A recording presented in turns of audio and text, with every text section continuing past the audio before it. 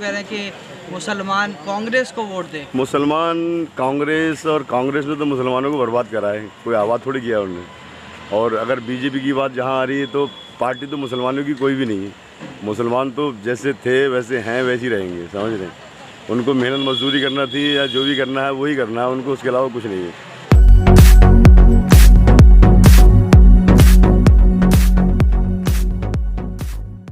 उत्तर प्रदेश में 2022 में विधानसभा चुनाव है। 2022 विधानसभा चुनाव की सरगर्मियां चल रही हैं और हम आम जनता के पास आए हैं। इनसे जानेंगे कि यूपी में किसकी सरकार बनेगी। अखिलेश यादव 350 सीट का दावा करते हैं। जनता क्या सोचती है, क्या 350 सीट मिलेंगी और फिर दोबारा से सरकार बनेगी? वसीम साहब, अखिलेश यादव कहते हैं कि यूपी में दोबारा से उनकी सरकार बनेगी और 350 सीटें आएंगी। आपको क्या लगता है? अब देखो, लगने को तो क्या है, वो तो आदमी के ऊपर, यहाँ की जनता के ऊपर डिपेंड करता है। मगर हालात कुछ ऐसे हैं कि किसी की सरकार मतलब बहुमत में नहीं आएगी। वो भी जो भी रहेगी वो जोड़ तोड़ से ही रहेगी। अकेले किसी की सरकार नहीं आने वाली। जोड़ तोड़ से किसकी? बीजेपी या समाजवादी? नहीं, बीजेपी समाजवादी का तो कोई मतलब ही नहीं होता। वो आपस में गठबंधन करेंगे ही नहीं। नहीं, बीजेपी की आएगी या समाजवादी की? समाजवादी आएगी, वो तो फिर देखेंगे फिर क्या करना है। बाकी तो कांग्रेस तो मतलब ही नहीं है यहाँ पे। कांग्रेस का तो कोई वजूद ही नहीं है यहाँ पे। बसपा वो भी खत्म हो चुकी है। अरे बसपा की अखिलेश जी की बनना चाहिए। बसपा की और अखिलेश जी की एक साथ, वो तो गठबंधन कर नहीं रहे हैं। गठबंधन कर रही तो मिली जुली बनेगी, इन दोनों में से ही आएगी। अच्छा, तो बीजेपी में फ़ायदा नहीं हुआ क्या? बीजेपी में कोई फ़ायदा नहीं हुआ। वो तो कह रहे हैं हमने बहुत विकास कर दिया। कुछ नहीं, ना नौकरियों में भर्ती की है, ना और 80 वालों के लिए बिल्कुल नौकरी छीन ली है। हाँ, 80 वालों के लिए नौकरी छीन ली है। आरक्षण बिल्कुल ख़त्म से कर दिया है। सब ब्राह्मणवाद और कास्टवाद भर दिया है। तो बसपा वाले तो समाजवादी पार्टी में जा रहे हैं। बसपा के नेता तो समाजवादी पार्टी में जा रहे हैं। हाँ, तो बसपा के नेता समाजवादी में जा रहे हैं, तो समाजवादी के भी और बीजेपी के लोग बस वो आ रहे हैं। हाँ, सब इधर उधर आ रहे हैं, जहाँ उन्हें अच्छा लग रहा है वहाँ जा रहे हैं। हाँ। लेकिन बीजेपी सरकार ने कोई फ़ायदा नहीं किया है। लड़कों को नौकरी में लगाए और 80 के लड़कों को तो बिल्कुल ही फ़ायदा नहीं हुआ। उनकी जगह और उनकी सीटें छीन करके और सरवण को दे दी हैं। प्रतापगढ़ी अभी कांग्रेस में बड़ा पद मिला। वो कह रहे हैं कि मुसलमान कांग्रेस को वोट दें। मुसलमान कांग्रेस और कांग्रेस ने तो मुसलमानों को बर्बाद करा है, कोई आवाज़ थोड़ी किया उन्होंने।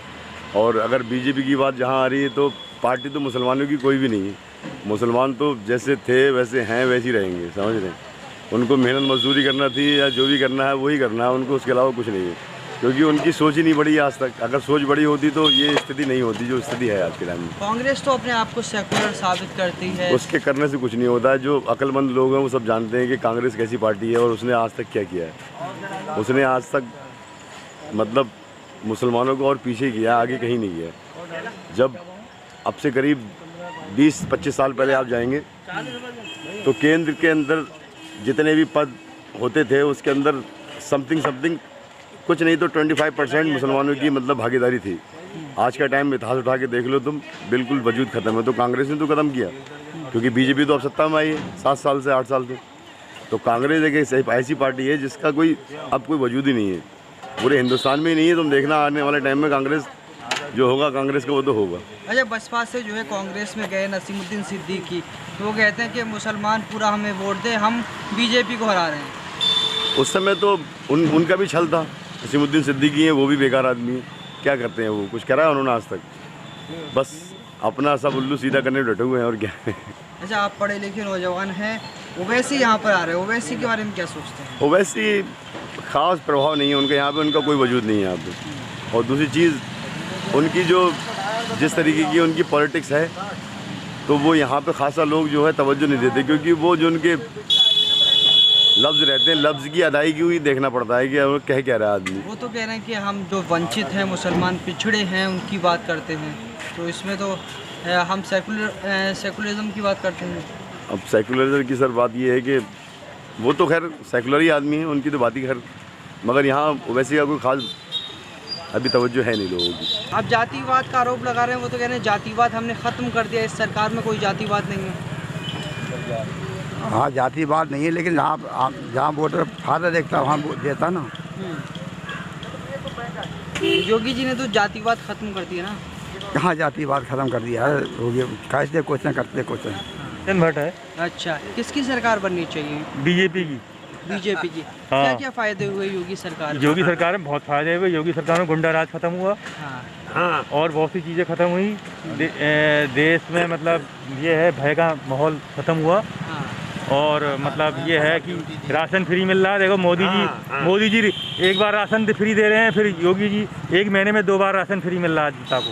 तो गली गली विरोधी तो कह रहे हैं कि योगी जी और मोदी जी बनने। अरे विरोधी तो कहते रहेंगे, विरोध करना है। गरीब आदमी को बहुत फायदा मिला है। कह रहे हैं कि 350 सीटें मिलेंगी। हाँ मिलेंगी, वो मिलेंगी। समाजवादी को हो सकता है 8-10 सीटें मिले। आपको क्या लगता है किसकी सरकार बननी चाहिए? बीजेपी की। क्या क्या फायदा हुआ है? देखिए, फायदा तो इतना विशेष तौर पे नहीं कह सकते, लेकिन क्या मतलब फायदा नहीं हुआ तब भी बीजेपी क्यों? क्योंकि बीजेपी की सरकार में ऐसा ना, वही इन्होंने कहा कि गुंडा राज तो ख़त्म हुआ ही हुआ है। तो और भी जो जितने भी असामाजिक तत्व से वो या तो भूमिगत हुए हैं या फिर अरेस्ट कर लिए गए हैं, चाहे वो कोई भी हो। तो असामाजिक तत्वों के ऊपर तो नियंत्रण किया ही है। बाकी ये समाज तो ऐसे ही चलेगा। महंगाई बढ़ी है तो ये समय की डिमांड भी है। नहीं, पेट्रोल और डीजल के रेट बढ़ रहे हैं, उससे कोई फ़र्क नहीं है। पेट्रोल डीजल बढ़ेंगे, इससे कोई फ़र्क नहीं है। समय की डिमांड है ना, कोई फ़र्क नहीं है पेट्रोल डीजल के बढ़ने से। देखिए, कोई आज गाड़ी खरीद में, चाहे कार के लगा लो, बाइक के लगा लो, गाड़ी ट्रक में आप देखते हैं कितनी नई गाड़ी आ रही है। अगर पेट्रोल डीजल बढ़ते हैं तो आप किसी ने सोचा है कि हम नई गाड़ी नहीं खरीदेंगे भी पेट्रोल डीजल का रेट बहुत है। तो ये पिछली सरकारों में जब बढ़ता था तो लोग जो है विरोध करते थे। तो पिछली गलत थे।